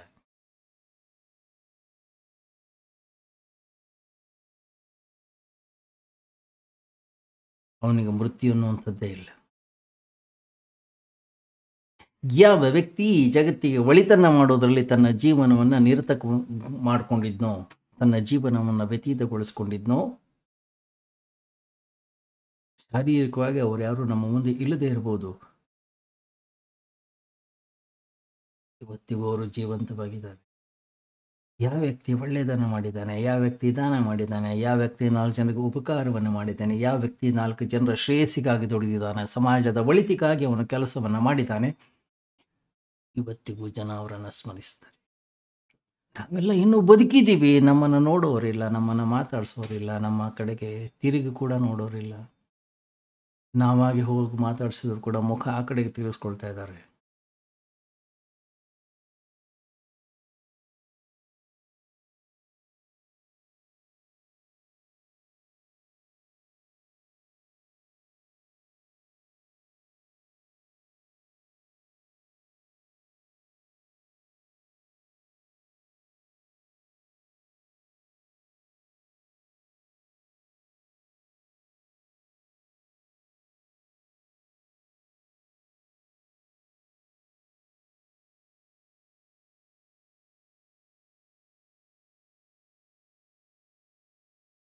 ಮಾರ್ಕೆಟ್ನಲ್ಲಿರ್ತೀವಿ, ಸಂತೆಯಲ್ಲಿರ್ತೀವಿ, ಬಹಳಷ್ಟು ಗಲಾಟೆ ನಡೀತಾ ಇರುತ್ತಲ್ಲಿ. ಗಲಾಟೆಯಲ್ಲಿ ನಾವು ಕಳ್ಕೊಂಡು ಹೋಗಿರ್ತೀವಿ. ಯಾರೋ ಒಬ್ಬರು ಕೂಗ್ತಾರೆ, ಏಯ್ ನಿನ್ನ ಮನೆಗೆ ಬೆಂಕಿ ಬಿದ್ದಿದೆ.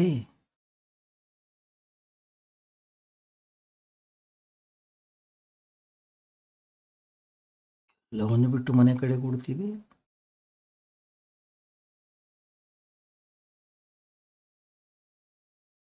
ಎಷ್ಟೇ ಗಲಾಟೆ ಇರಲಿ ಎಲ್ಲವನ್ನೂ ಮರಿತೀವಿ ನಾವು.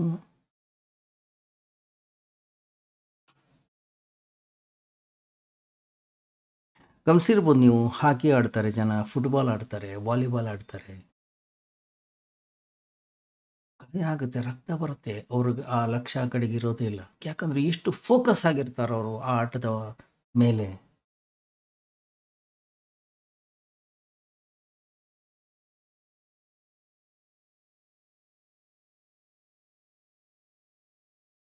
ನೋವಾಗೋದಿಲ್ಲ ಅಂತಿಲ್ಲ, ನೋವಾಗುತ್ತೆ ಅವ್ರಿಗೆ, ಆದರೂ ಕೂಡ ಗೊತ್ತೇ ಆಗೋದಿಲ್ಲ ಅವ್ರಿಗೆ. ಜೀವನದಲ್ಲಿ ಬಹಳ ಅದ್ಭುತವಾದಂಥ ಕಥೆಗಳಿವೆ. ಯುದ್ಧ ಭೂಮಿಯಲ್ಲಿ ಯುದ್ಧವನ್ನ ಮಾಡ್ತಾ ಇರ್ತಕ್ಕಂತಹ ಒಬ್ಬ ಯೋಧ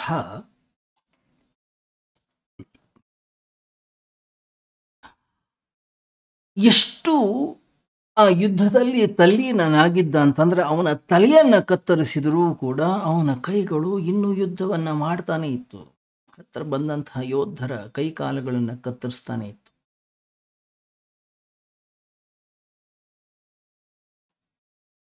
ಕತೆ ಎಷ್ಟು ಸತ್ಯವೋ ಎಷ್ಟು ಸುಳ್ಳು ಗೊತ್ತಿಲ್ಲ, ಆದರೆ ಆಧ್ಯಾತ್ಮಿಕ ಸಾಧಕನಿಗೆ ಈ ಕಥೆ ಅನ್ನೋದು ಬಹಳ ಪರಿಣಾಮಕಾರಿಯಾಗಿದೆ.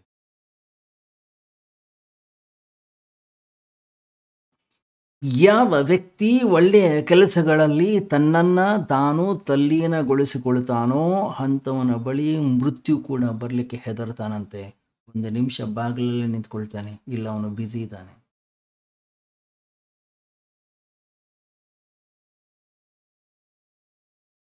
ರಾಣ ಸಾಂಗಾನ ಕತ್ತನ್ನ ಕತ್ತರಿಸಿದ್ರು, ಯುದ್ಧವನ್ನ ಮಾಡ್ತಾನೆ ಇದ್ದ.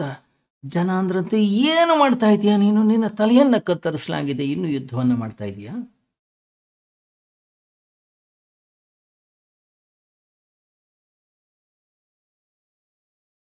ಕಾಶಿಯ ರಾಜನಿಗೆ ಅಪೆಂಡಿಕ್ಸ್ ಆಪರೇಷನ್ ಮಾಡಿದರು. ಭಗವದ್ಗೀತೆಯನ್ನು ಓದ್ತಾ ಇದ್ದ. ಆಪರೇಷನ್ ಮಾಡ್ತಾ ಇದ್ದಂತಹ ಎಲ್ಲ ವೈದ್ಯರುಗಳು ದಂಗಾದರು.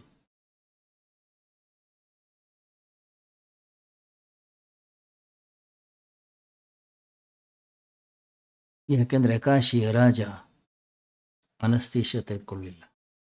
ತನ್ನ ಪೂರ್ತಿ ಲಕ್ಷ್ಯವನ್ನ ಭಗವದ್ಗೀತೆಯಲ್ಲಿ ಕೇಂದ್ರೀಕರಿಸ್ತಾ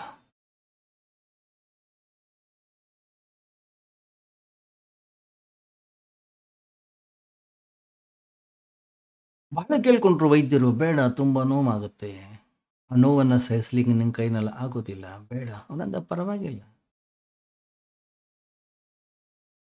ಒಂದು ಈಗ ಸಾಯ್ತೀನಿ, ಇಲ್ಲ ಇನ್ನೊಂದು ಸ್ವಲ್ಪ ದಿನಗಳ ನಂತರ ಸಾಯ್ತೀನಿ, ಅದಕ್ಕಿಂತ ಹೆಚ್ಚಿನ ವ್ಯತ್ಯಾಸ ಅಂತೂ ಏನಾಗೋದಿಲ್ಲ ಈ ಜಗತ್ತಿನಲ್ಲಿ.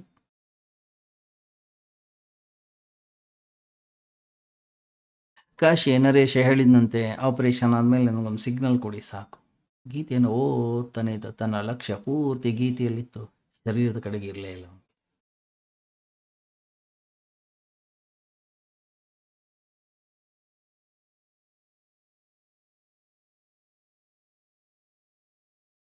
ಪಾಪ ಮತ್ತು ಪುಣ್ಯ ಎರಡು ವಿಕಲ್ಪಗಳು. ನನ್ನ ಧ್ಯಾನ ಕರುಣೆಯ ಕಡೆಗಿದೆಯೋ, ನನ್ನ ಧ್ಯಾನ ಅಹಿಂಸೆಯ ಕಡೆಗಿದೆಯೋ, ನನ್ನ ಧ್ಯಾನ ಒಳ್ಳೆಯದರ ಕಡೆಗಿದೆಯೋ, ನನ್ನ ಧ್ಯಾನ ಸತ್ವತೆಯ ಕಡೆಗಿದೆಯೋ, ಹಾಗಾದರೆ ಕೆಟ್ಟದ್ದು ಘಟಿಸ್ಲಿಕ್ಕೆ ಸಾಧ್ಯವೇ? ನನ್ನ ಧ್ಯಾನ ದಾನದ ಕಡೆಗಿದೆಯೋ, ಕೃಪಣತೆ ಎಲ್ಲಿಂದ ಬರ್ಲಿಕ್ಕೆ ಸಾಧ್ಯ?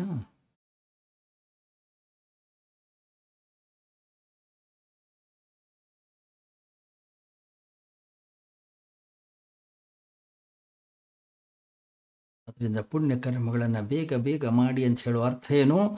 ಯಾವಾಗ ನಾವು ಒಳ್ಳೆಯ ಕರ್ಮಗಳಲ್ಲಿ, ಒಳ್ಳೆಯ ಕೆಲಸಗಳಲ್ಲಿ ನಮ್ಮನ್ನು ನಾವು ತೊಡಗಿಸಿಕೊಳ್ತೀವೋ, ನಮ್ಮಿಂದ ಪಾಪ ಕರ್ಮಗಳು ಘಟಿಸ್ಲಿಕ್ಕೆ ಆಗೋದಿಲ್ಲ. ಯಾಕೆಂದರೆ ಅದರ ಕಡೆಗೆ ಸಮಯ ಇಲ್ಲ ನಮ್ಮ ಹತ್ರ ಕೊಡಲಿಕ್ಕೆ.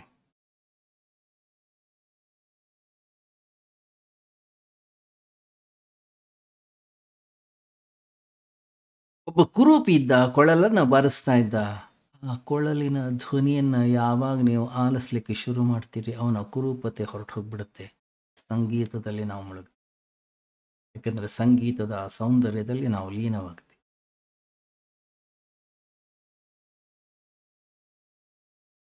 ಯಾವಾಗ ಅವನ ಕುರೂಪ ಮುಖದ ಕಡೆಗೆ ನಮ್ಮ ಲಕ್ಷ್ಯ ಹೋಯ್ತೋ, ಅವನು ಕೊಳ್ಳಲನ್ನು ಬಾರಿಸ್ತಾ ಇರ್ತಾನೆ, ಸಂಗೀತ ಅನ್ನೋದು ನಡೀತಾ ಇರುತ್ತೆ.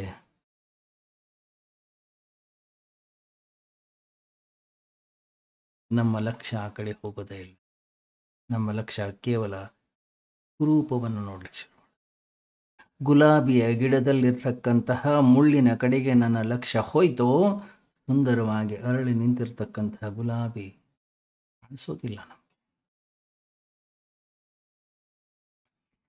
ಗಮನಿಸಿ ನೀವು, ಈ ಜಗತ್ತಿನಲ್ಲಿ ಎಂತೆಂತಹ ಜನಗಳ ಹೋಗಿದ್ದಾರೆ, ಎಷ್ಟೆಷ್ಟು ಒಳ್ಳೊಳ್ಳೆ ಕೆಲಸಗಳನ್ನು ಮಾಡ್ತಾ ಇದ್ದಾರೆ. ಅವರು ಮಾಡಿರ್ತಕ್ಕಂಥ ಒಂದು ತಪ್ಪ ಕೆಲಸವನ್ನು ಯಾವಾಗ ನಾವು ನೋಡ್ಲಿಕ್ಕೆ ಶುರು ಮಾಡ್ತೀವಿ, ಅವರು ಎಷ್ಟೇ ಒಳ್ಳೆಯ ಕೆಲಸಗಳನ್ನು ಮಾಡಿರಲಿ, ಅದು ನಮ್ಮ ಕಣ್ಣಿಗೆ ಕಾಣಿಸೋದೇ ಇಲ್ಲ, ನಮಗೆ ಗೋಚರ ಆಗೋದೇ ಇಲ್ಲ.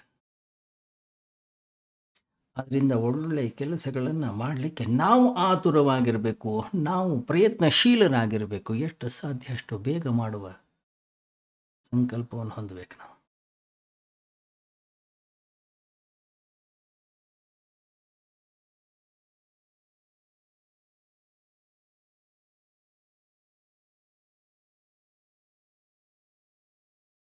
ನದಿ ಯಾವಾಗಲೂ ಕೂಡ ಹರಿತಾ ಇರಬೇಕು, ನೀರು ಯಾವತ್ತೂ ಕೂಡ ಹರಿತಾ ಇರಬೇಕು. ನದಿ ಹರಿತಾ ಇದ್ದಷ್ಟು ಅದು ಪರಿಶುದ್ಧ, ನದಿ ಹರಿತಾ ಇದ್ದಷ್ಟು ಶುದ್ಧ.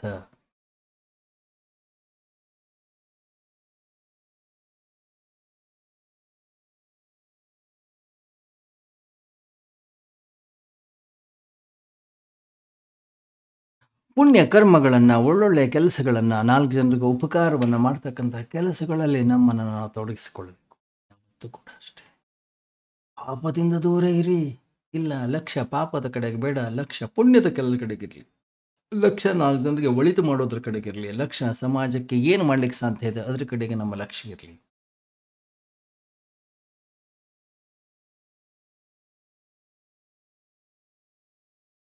ಒಬ್ಬ ಧಾರ್ಮಿಕ ವ್ಯಕ್ತಿ ಸಕಾರಾತ್ಮಕವಾಗಿ ಚಿಂತನೆಯನ್ನು ಮಾಡ್ತಾನೆ.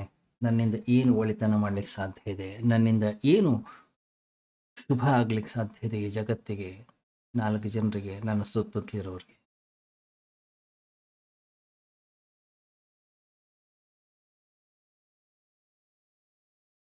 ಯಾಕೆಂದರೆ ತತ್ಕ್ಷಣ ಮಾಡಲಿಲ್ಲ, ಗೊತ್ತಿಲ್ಲ ಯಾವ ಕ್ಷಣಕ್ಕೆ ನಮ್ಮ ಮನಸ್ಸು ಬದಲಾಗುತ್ತದೆ,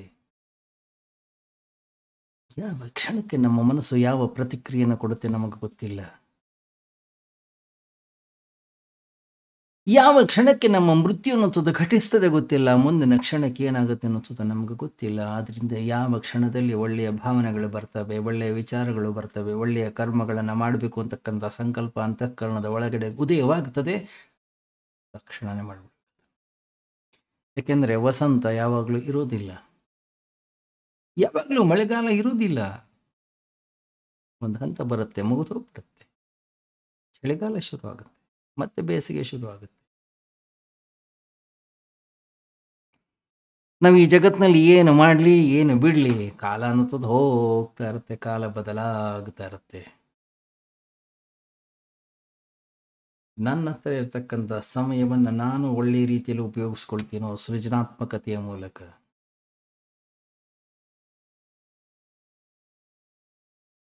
ಗಮನಿಸಿ, ಮೃತ್ಯು ಅನ್ನೋದು ರಾಜನಿಗೂ ಬರುತ್ತೆ, ಮೃತ್ಯು ಅನ್ನೋದು ಒಬ್ಬ ಭಿಕಾರಿಗೂ ಕೂಡ ಬರುತ್ತೆ, ಮೃತ್ಯು ಅನ್ನೋದು ಎಲ್ಲರಿಗೂ ಬರುತ್ತೆ. ಮೃತ್ಯು ಬರೋಕ್ಕಿಂತ ಮೊದಲು ನಾನು ನನ್ನ ಹತ್ರ ಇರತಕ್ಕಂಥ ಸಮಯವನ್ನು ಹೇಗೆ ಉಪಯೋಗಿಸಿಕೊಳ್ತೀನಿ. ಸುಮ್ಮನೆ ಕೂತ್ಕೊಳ್ಬೋದು, ಸಮಯ ಹೋಗ್ತದೆ. ನಿದ್ರೆಯನ್ನು ಮಾಡ್ತಾ ಇರ್ಬೋದು, ಸಮಯ ಅನ್ನೋದು ಹೋಗ್ತದೆ. ಒಳ್ಳೆಯ ವಿಚಾರ, ಒಳ್ಳೆಯ ಚಿಂತನೆಯನ್ನು ಮಾಡ್ತಾ ಸಮಯವನ್ನು ಕಳಿಬೋದು.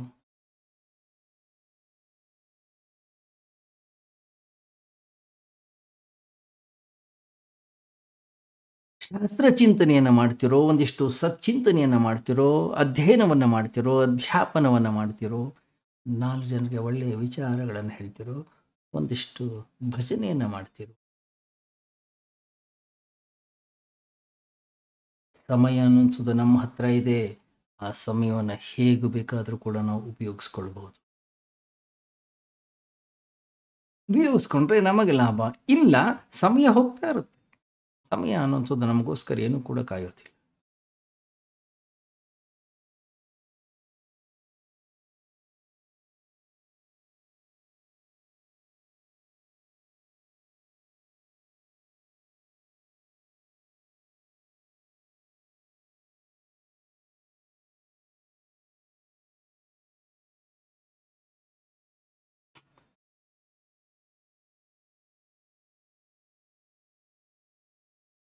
ಗಮನಿಸಿ, ನಾವು ಯಾವುದಾದ್ರೂ ಕರ್ಮವನ್ನು ಮಾಡಲಿಕ್ಕೆ ಶುರು ಮಾಡಿದರೆ ಮತ್ತೆ ಮತ್ತೆ ಮತ್ತೆ ಮತ್ತೆ ಅದನ್ನೇ ಮಾಡ್ತೀವಿ. ಮತ್ತೆ ಮತ್ತೆ ಮತ್ತೆ ಮತ್ತೆ ಅದರಲ್ಲಿ ನಿರತರಾಗ್ತೀವಿ ನಾವು. ಪಾಪ ಕೃತ್ಯಗಳು ಅಂತಕ್ಕಂಥವೇನಿವೆ ಅದಕ್ಕೆ ಎರಡು ರೂಪ. ಒಂದು ಕ್ಷಣಿಕ ರೂಪ, ಅದು ಕ್ಷಮಾಯೋಗ್ಯವಾಗಿದೆ. ಇನ್ನೊಂದಿದೆ ಸ್ಥಾಯಿ ರೂಪ, ಯಾವಾಗಲೂ ಕೂಡ ಇರುತ್ತೆ, ಅದು ಕ್ಷಮಾಯೋಗ್ಯ ಅನ್ನೋದು. ಒಂದು ಸಣ್ಣ ಮಗು ಇದೆ, ಏನೋ ಒಂದು ತಪ್ಪು ಮಾಡ್ತು, ಒಂದು ಬಾರಿಸ್ತೀವಿ ನಾವು ಮಗುವಿಗೆ. ಸ್ವಲ್ಪ ಹೊತ್ತು ಗಲಾಟೆ ಮಾಡುತ್ತೆ, ಸ್ವಲ್ಪ ಹೊತ್ತು ಅಳುತ್ತೆ, ಸ್ವಲ್ಪ ಹೊತ್ತು ರಂಪಾಟ ಮಾಡುತ್ತೆ, ಸ್ವಲ್ಪ ಹೊತ್ತು ಆದ್ಮೇಲೆ ಮರ್ತೋಗ್ಬಿಡುತ್ತೆ. ಮತ್ತೆ ಅದೇ ನಮ್ಮ ತೊಡೆ ಮೇಲೆ ಬಂದು ಕೂತ್ಕೊಳ್ಳುತ್ತೆ, ಮತ್ತೆ ಅದೇ ಆಟ ಆಡ್ಲಿಕ್ಕೆ ಶುರು ಮಾಡುತ್ತೆ, ಮತ್ತೆ ಅದೇ ನಗ್ಲಿಕ್ಕೆ ಶುರು ಮಾಡುತ್ತೆ. ಏಟು ಕೊಟ್ಟಾಗ ಅದೇ ಮಗು ನಮ್ಗೆ ಹೇಳ್ತಾ ಇತ್ತು, ಇನ್ನು ಮೇಲೆ ನಿನ್ನ ಜೊತೆ ಮಾತಾಡೋದೇ ಇಲ್ಲ, ನಾನು ನಿನ್ನ ಜೊತೆ ಟೂ ಬಿಟ್ಟಿದ್ದೀನಿ ಅಂತ ಹೇಳ್ತಾ ಇರುತ್ತೆ. ಸ್ವಲ್ಪ ಅದಕೊಳ್ಳೆ ಎಲ್ಲವನ್ನೂ ಮರೆತು ಹೋಗುತ್ತೆ, ಮತ್ತೆ ನಮ್ಮ ಜೊತೆಗೆ ಆಟ ಆಡುತ್ತೆ.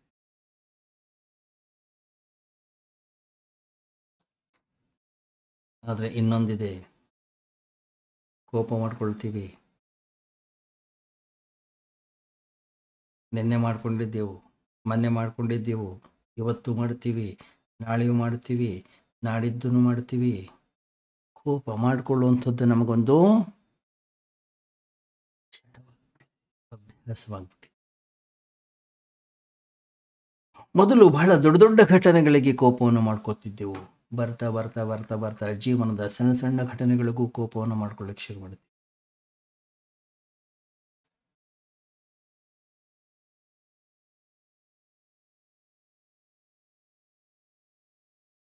ಗಮನಿಸಿದರೆ ನೀವು, ಜನ ಸಿಗರೇಟ್ ಸೇದ್ತಾರೆ. ಸಿಗರೇಟ್ ಸೇತೋದ್ರಿಂದ ಅವ್ರಿಗೊಂದು ಸ್ಫೂರ್ತಿ ಬರುತ್ತೆ. ಕೊನೆಗೆ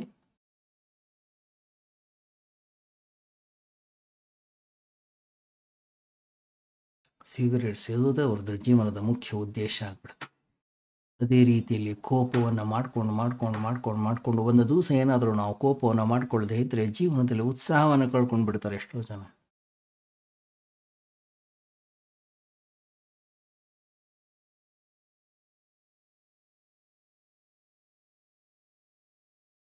ಕೋಪ ಮಾಡಿಕೊಳ್ಳುವಂಥದ್ದೇ ಜಗತ್ತಿನಲ್ಲಿ ನರಕದ ನಿರ್ಮಾಣವನ್ನು ಮಾಡುವಂಥದ್ದೇ ನಮ್ಮ ಜೀವನದ ಮುಖ್ಯ ಉದ್ದೇಶ. ಆದರೆ ಅದರಲ್ಲಿ ರಸವನ್ನು ಕಂಡುಕೊಂಡ್ರೆ, ಅದರಲ್ಲಿ ಸುಖ ಸಂತೋಷವನ್ನು ಕಂಡುಕೊಂಡ್ರೆ ಎಲ್ಲಿ ಹೋಗಿ ಸೇರ್ತೀವಿ ನೋಡೋಣ. ಅದರಿಂದ ಯಾವುದನ್ನು ಮತ್ತೆ ಮತ್ತೆ ಮತ್ತೆ ಮತ್ತೆ ಪುನರುಕ್ತಿ ಮಾಡ್ತೀವೋ ಅದು ಕ್ಷಮಾಯೋಗ್ಯವಲ್ಲ. ತಪ್ಪು ಮಾಡೋದು ಕ್ಷಮಾಯೋಗ್ಯ, ಆದರೆ ಮತ್ತೆ ಮತ್ತೆ ಅದನ್ನೇ ಮಾಡುವಂಥದ್ದೇನಿದೆ ಕ್ಷಮಾಯೋಗ್ಯ.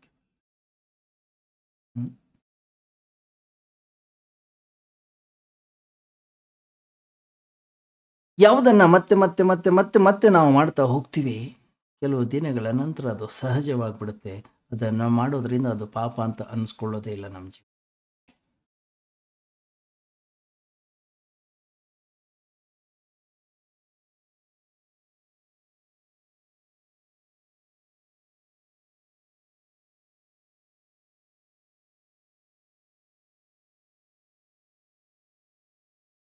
ನಾವು ಜಗತ್ತಿನಲ್ಲಿ ನೋಡ್ತೀವಿ, ಕೆಲವರು ಆವಾಗ ಕೋಪ ಮಾಡ್ಕೊಳ್ತಾರೆ, ಇನ್ನು ಕೆಲವರು ಯಾವಾಗಲೂ ಕೋಪದಲ್ಲೇ ಇರ್ತಾರೆ.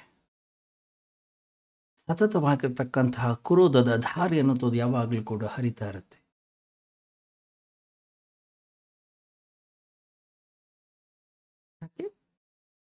ಅವರಿಗೆ ಕ್ರೋಧವೇ ಸುಖವನ್ನು ಕೊಡ್ತಾ ಇದೆಯೇನೋ? ಕೋಪ ಮಾಡ್ಕೊಳ್ದೇ ಇದ್ರೆ ಅವರೆಲ್ಲ ನಾವು ದುರ್ಬಲರು ಅಂದ್ಕೊಳ್ತಾರೋ ಏನೋ?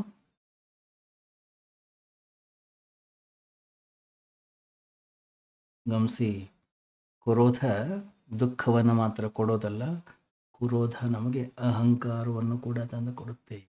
ಅದರಿಂದ ಬಹಳಷ್ಟು ನಾವು ಜಾಗರೂಕರಾಗಿರ್ತೀವಿ. ಮುಂದುವರಿಯುತ್ತೆ ನಾಳೆ ಚಿಂತನೆ. ಓಂ ಸರ್ವೇ ಭವಂತು ಸುಖಿನಃ, ಸರ್ವೇ ಸಂತು ನಿರಾಮಯಾಃ, ಸರ್ವೇ ಭದ್ರಾಣಿ ಪಶ್ಯಂತು ಮಾ ಕಶ್ಚಿತ್ ದುಃಖಭಾಗ್ ಭವೇತ್. ಅಸತೋ ಮಾ ಸದ್ಗಮಯ ತಮಸೋ ಮಾ ಜ್ಯೋತಿರ್ಗಮಯ ಮೃತ್ಯೋರ್ಮಾ ಅಮೃತಂಗಮಯ. ಓಂ ಶಾಂತಿ ಶಾಂತಿ ಶಾಂತಿ. ಹರಿ ಓಂ. ಶ್ರೀ ಗುರುಭ್ಯೋ ನಮಃ. ಹರಿ ಓಂ.